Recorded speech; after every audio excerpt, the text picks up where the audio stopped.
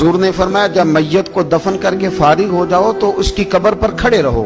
खुद हुजूर भी कब्र पर खड़े रहते दफन करने के बाद और फरमाते इसके साबित कदम रहने की दुआ करो, इसलिए कि अब इससे सवालों जवाब होंगे, अब फरिश्ते इसकी कब्र में आएंगे, अब इससे पूछेंगे, अब इसके साथ वो इम्तिहान होगा, तो इसके लिए दुआ करो, कब्र पे खड़े होके दुआ मांगो।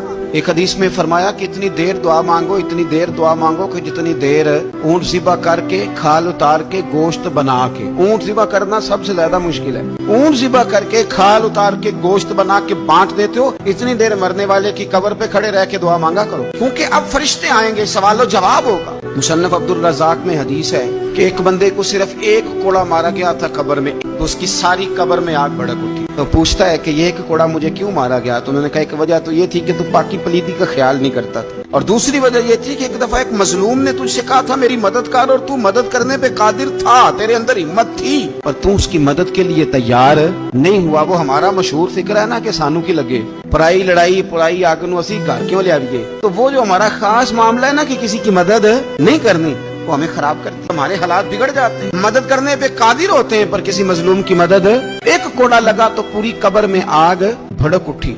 अज़ाब कब्र से अल्लाह की पनाह मांगी जाए, डरा जाए और आखिरत के लिए कब्र के लिए तैयार। कुरान मजीद ने कहा वैज़ल कुबूर बुस्सिरत, जब कब्रें कुरेदी जाएंगी ना, अलिमत नफ्सुम मा क़द्दमत व अख़रत, फिर हर जान जान लेगी कि उसने आगे क्या भेजा और पीछे क्या छोड़ा।